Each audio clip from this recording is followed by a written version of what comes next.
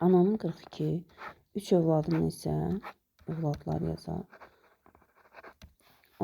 Birlikdə 16 yaşı var. Ananın 42-dir, 3 övladında 16 yaşı var birlikdə. Neçədən sonra ananın yaşı övladların yaşları cəmindən 2 dəfə çox olar. X qədər zaman keçdikdən sonra övladların da hər birinin yaşı x qədər artdığı üçün 3 övlad olduğu üçün 3x qədər yaşlar artacaq. Və 42 üstəgəlsin x bərabər olmalıdır. 2 dəfə çox olsun bu cəmdən. 2 vurulsun 16 üstəgəlsin 3x.